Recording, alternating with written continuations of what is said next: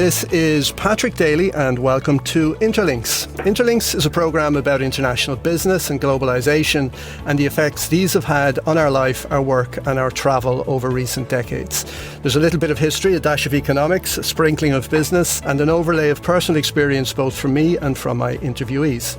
Today, in a special edition of the programme, we will be talking to economist Jim Power on foot of a call from the Local Jobs Alliance for the establishment of a state agency with specific responsibility to grow and develop SMEs in Ireland. Jim Power is Chief Economist at Friends First and founder of the economic research and consultancy firm Jim Power Economics, and has authored the report called Significance of the SME Sector in the Irish Economy on behalf of the Local Jobs Alliance that sets out the proposal for this agency. Delighted to have Jim join us today to discuss his proposal and the economic climate that Ireland is emerging into as we ease out of COVID restrictions. Welcome, Jim, and thanks very much for being here with us today. You're very welcome, Patrick. My pleasure. To get us started, Jim, what in the Irish context constitutes an SME in terms of turnover, employees, and how important is this sector to the Irish economy?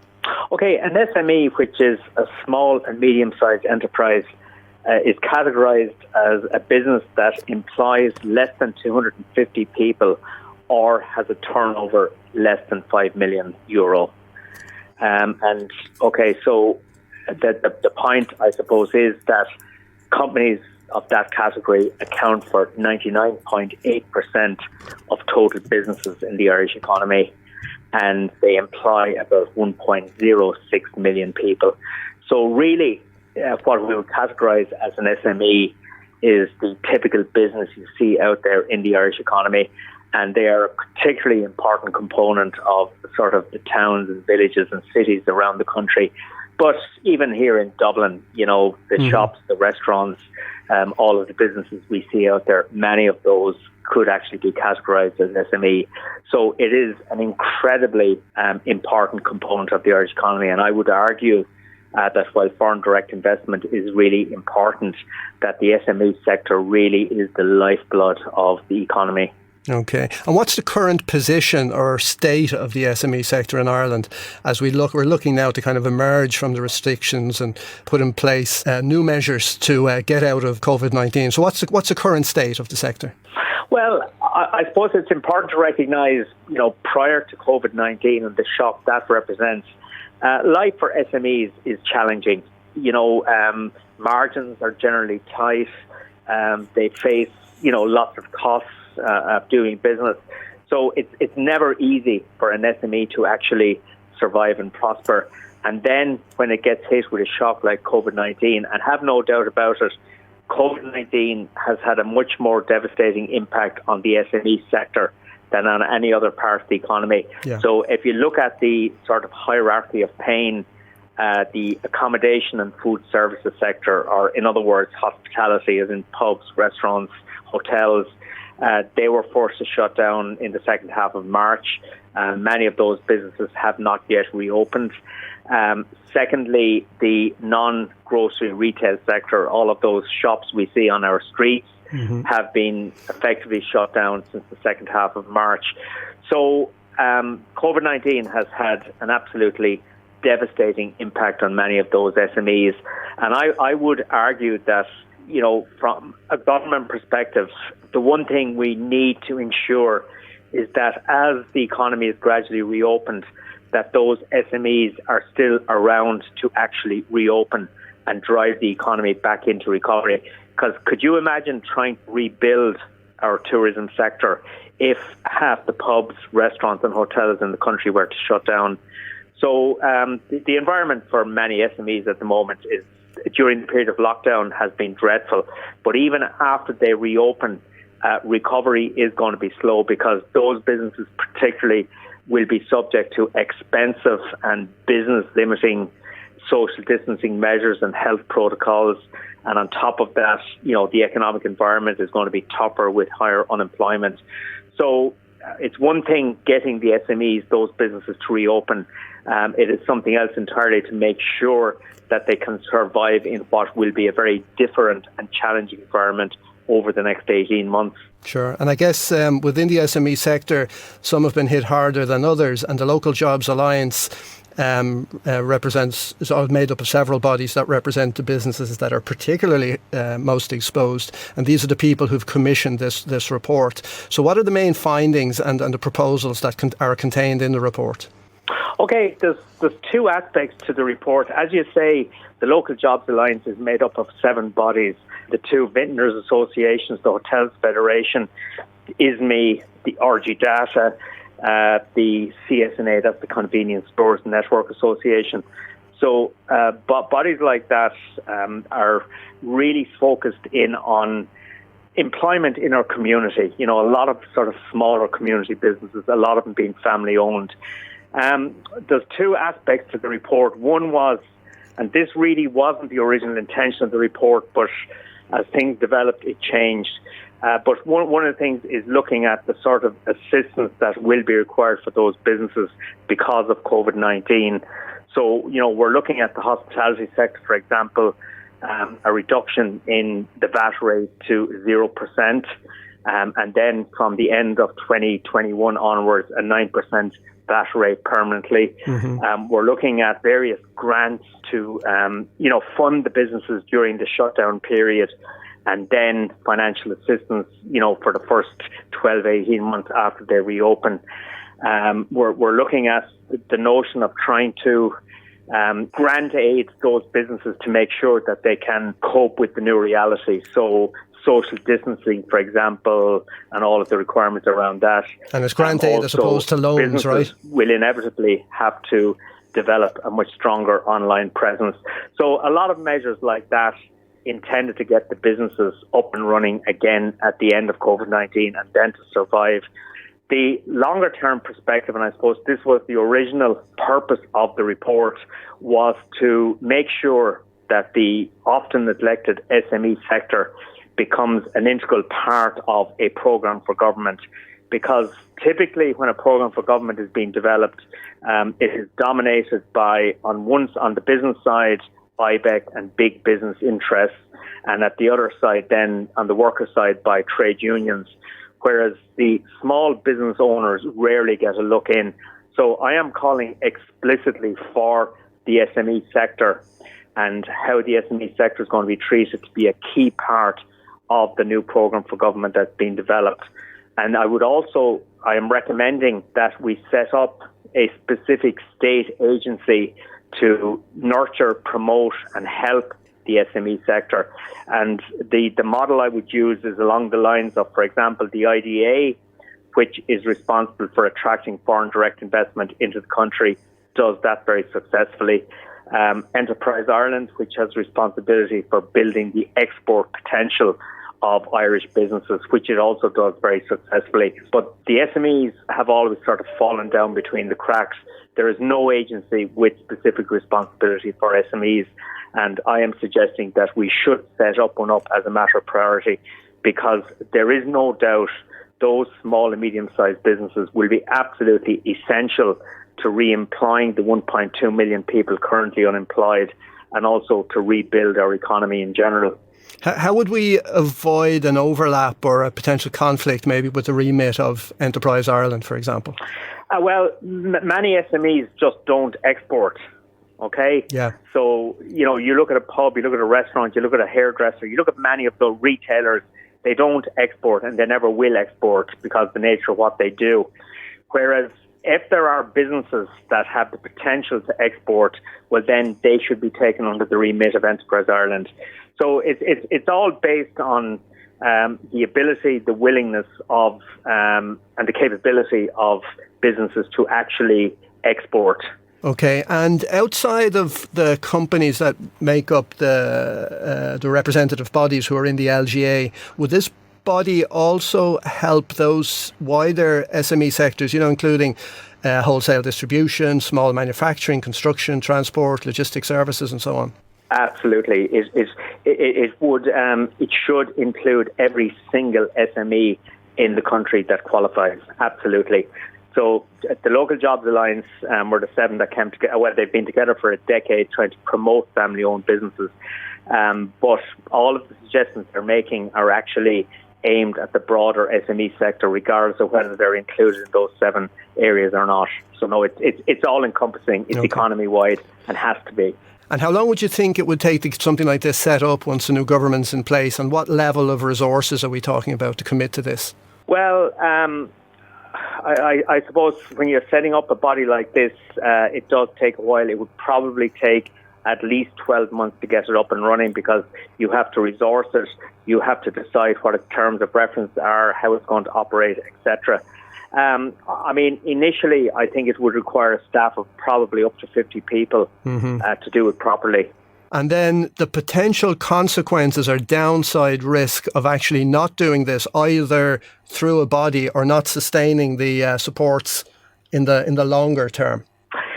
You see, and this is one of the problems in the SME sector. There is a sort of a view out there that these small businesses will survive. They'll just keep trundling along. And I've done a lot of research with SMEs. They're really good at doing what they do. Okay, so, they produce a good or a service.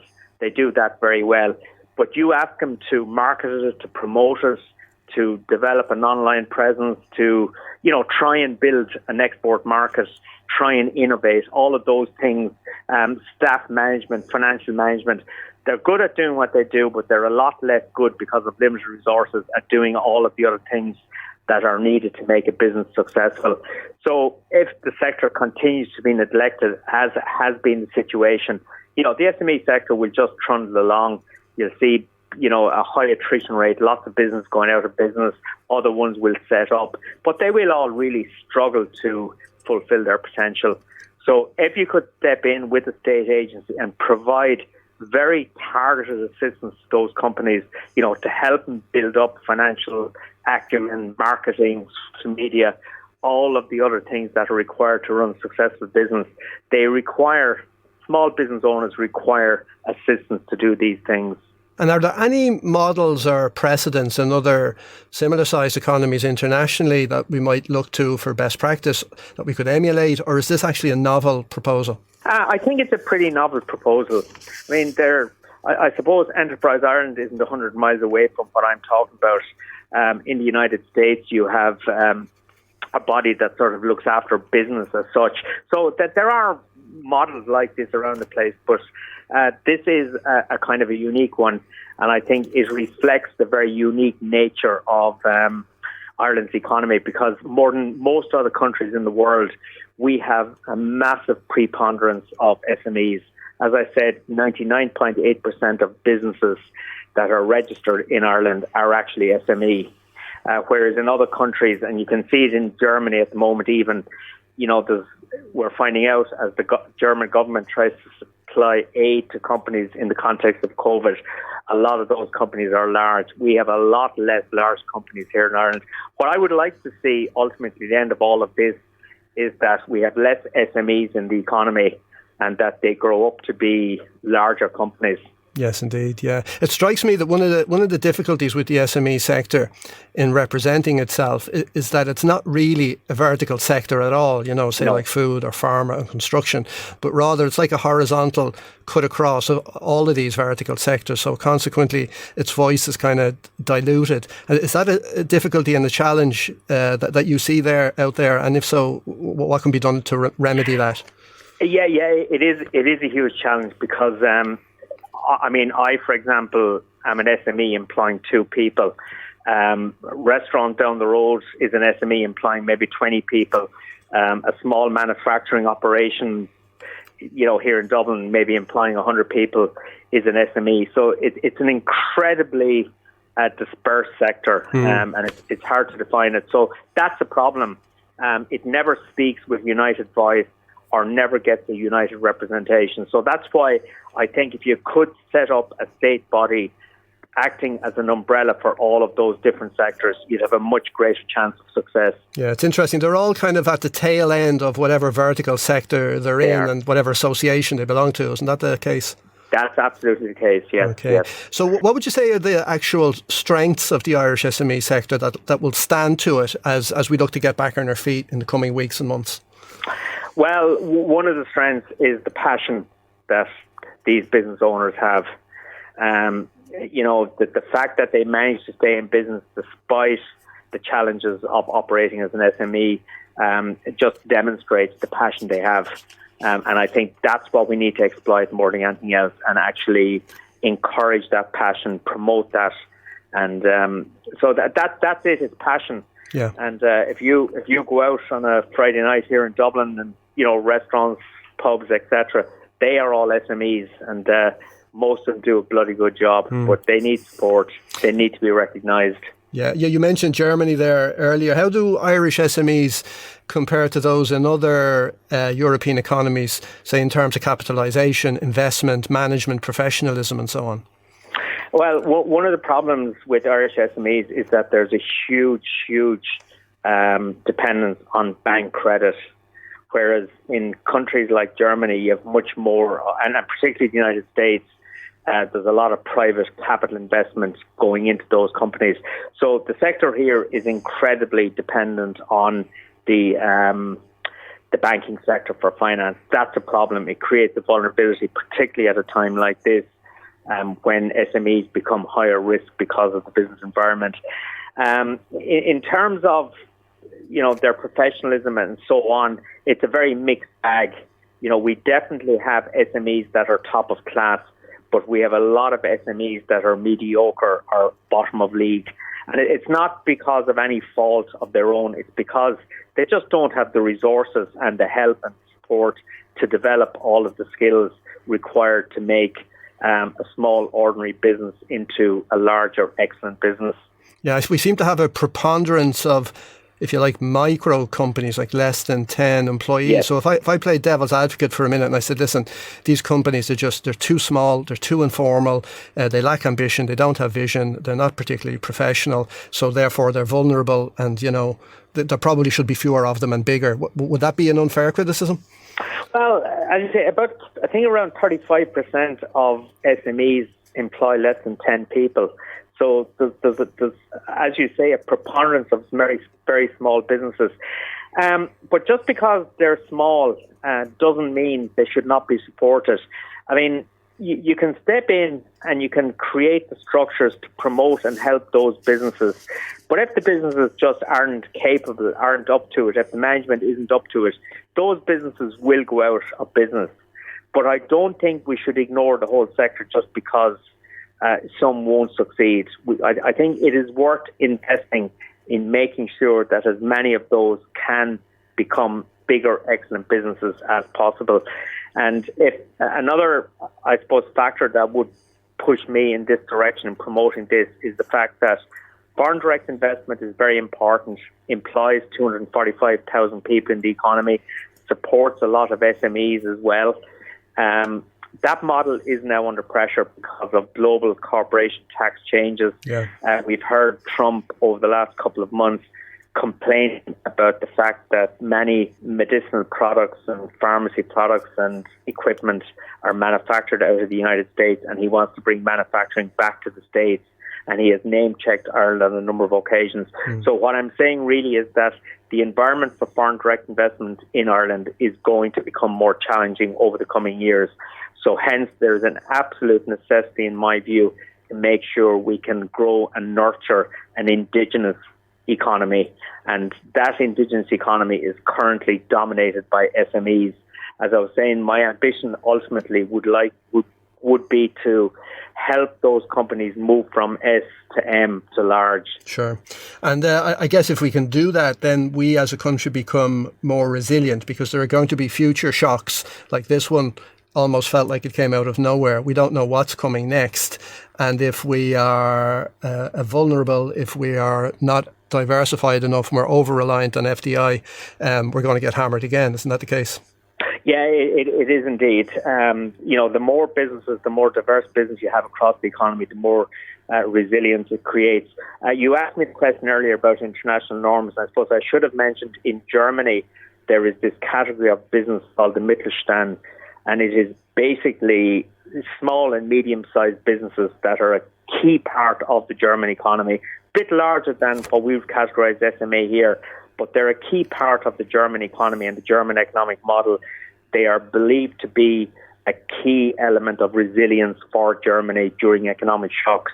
And as a consequence, they get a lot of support from the German authorities. That's what we need to create here. And if there's a model we should look at, actually, it is Germany, probably more than anywhere else. Yeah, it's interesting as well. I sometimes find that, in Ireland, particularly those of us who are of a certain age, that we tend to think of Ireland the way it used to be, as being a very small, insignificant place. But its economy is quite substantial now, whether you look at GDP, which is not always that trustworthy, or even GNP. We're a considerable economy. So a lot of these companies, if they have the professional nous and the training and the finance and the help, they can really become interesting businesses, maybe Irish type Mittelstands. Of course they can. It's interesting, since I published this report, I was contacted by somebody from the IDA who was 100% behind what I was saying about setting up a state agency. And he said he has always believed that the FDI companies and the SME sector should be much more closely aligned. They should work more closely together. And that in that way you can, help push the SMEs up the value chain. And to do that, to make those SMEs a realistic business partner for large multinational companies, they need to be up the value chain. They need to be high quality, high management, financial skills, marketing, etc., to survive in that world. And I think to do that, they definitely need some sort of official support of the type that I'm suggesting. Yeah, you can see actually a kind of a symbiotic or synergistic relationship there, because if we have SMEs that are capable of being suppliers of services and products or materials, raw materials to multinationals, that's going to attract them in. So we could actually be killing two birds with a one stone here, right? Absolutely, 100%. Then at the macro level, so we're seeing governments around the world and central banks around the world, the US, the UK and the European Union, coming out quite strongly in response to the crisis, bond buying, interest rate reductions, stimulation packages and so on. Do you think that Ireland is going to be, as a country, as a state, as a government, is it going to be able to be expansive in this way? And will it receive support or leeway from the European Union to do so? Okay, I think the answer to the question is there is no choice. If we want to rebuild our economy, if we want to make sure that all of those businesses that were forced to shut down can reopen and survive and rebuild the economy, well, the government is just going to have to accept that it is going to have to run significant deficits over the next couple of years. And the good news, of course, is that the European Union has torn up the rules of engagement at the moment. State aid rules are out the window. Fiscal rules limiting the amount of money you can borrow are out the window. So as a consequence of all of that, I think the Irish government will have to borrow, will have to be expansionary. And the really good news is that because of sensible decisions taken 10 or 12 years ago not to default on our national debt, Ireland is regarded as a good risk prospect at the moment. And we even saw in the last week the National Treasury Management Agency raising another substantial lump of money at very low rates of interest. So Ireland is regarded as a good credit risk. So we're lucky we didn't borrow as much as we need to fund the deficit. And I think we will have to accept that over the next couple of years, we will have to run significantly bigger deficits in order to rebuild our economy. Because at the end of the day, without an economy, without viable businesses, you will not generate the tax revenues needed to fund public services. Yeah. So restoring economic activity and the businesses that will do that is, in my view, essential at the moment. Yeah, and then also, I guess it's not necessarily the absolute quantity of the debt we're carrying, but rather the ratio of that debt to our GDP. So if we've no growth, we're going to be in trouble on that front, aren't we? Exactly. The only way. Okay, it's going to. We are going to have to accept over the next couple of years we will run significantly higher levels of debt. The question is, how do we ultimately get that debt down? One option would be to increase taxes and cut spending, which is what we did back in 2007, 2008. In my view, that would be a mistake because I think it would risk turning a recession into a depression. The second option is to get your debt ratio down by growing GDP, that part of the equation. So that's why getting growth back on track, as strong as possible, as quickly as possible, is the way we should tackle our debt problem and ultimately get it back down. But it's not easy, and we have to accept that at least for the next couple of years, we will have much bigger deficits. But I think we just have to live with that. And the debate or the discussion we're having here is being had in virtually every country of the world at the moment. Sure. You know, every government is accepting, even the Germans particularly, that they're going to have to run big deficits to get Germany out of this. Yeah, so that is a change. That is a big change, isn't it? It is indeed. If you look at the fiscal expansion delivered across the world, the United States is top of the pile, but Germany is a close second, and that definitely is a change. I mean, even last week, Angela Merkel announced another 130 billion euro package of fiscal stimulus. Yeah, strange times indeed. Yeah. I often reflect on this. I know we have a much better infrastructure now than, let's say, we did in the 80s when we had that major recession at that time. But I think we still have an infrastructure deficit, and perhaps we have an opportunity now because the mood music has changed. That we can invest in infrastructure. I'm thinking here maybe of water treatment plants, green energy, broadband, and so on. Do you think there's much hope that the new government, when it gets its hands on the lever of power, will do that? Or do you think it might lose its nerve after a few months or next year and revert to austerity or be reined back in by the EU? What do you think? There is always that risk, and believe me, the sort of permanent government we have, as in the Department of Finance and Public Expenditure and Reform, and indeed every government department, the natural inclination is to rein in and be as conservative as possible. I don't think we can do that. I think, we are recalibrating our economy at the moment, forced to do so because of the COVID shock. And coming out of this, I think there is now an opportunity. And I think the EU, for the foreseeable future, will facilitate this. There is an opportunity to build up the structures of our economy, and particularly to build up the environmental credentials of the economy. So I just hope to God whatever government comes into power does not lose nerve.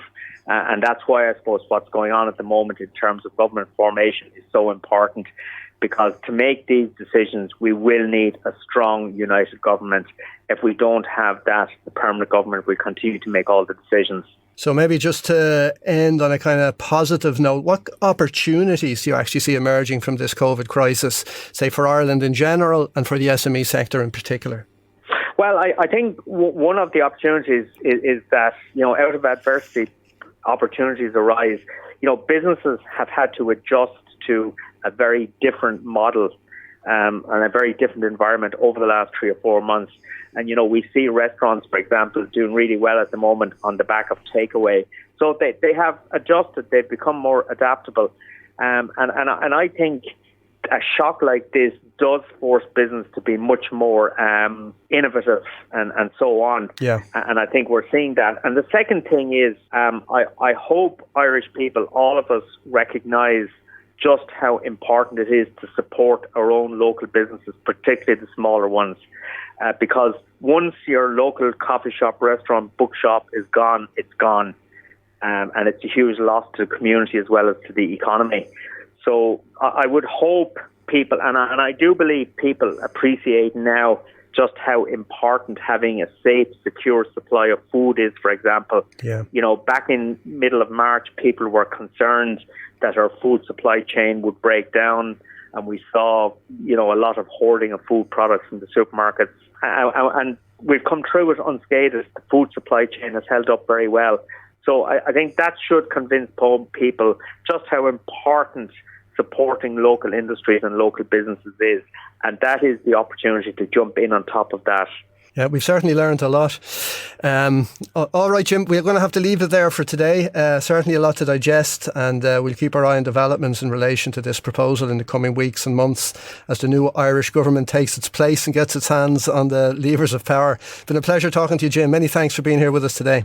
You're very welcome, Pat. My pleasure. Thanks also to our listeners, and remember that if you would like to find out more about globalisation, international business, and how we can help you to formulate and implement business strategies that deliver, please check out my blog and website on albalogistics.com and my book International Supply Chain Relationships, which can be purchased on Amazon and Google Books. This is Patrick Daly of Alba Consulting. Goodbye and keep well until next time.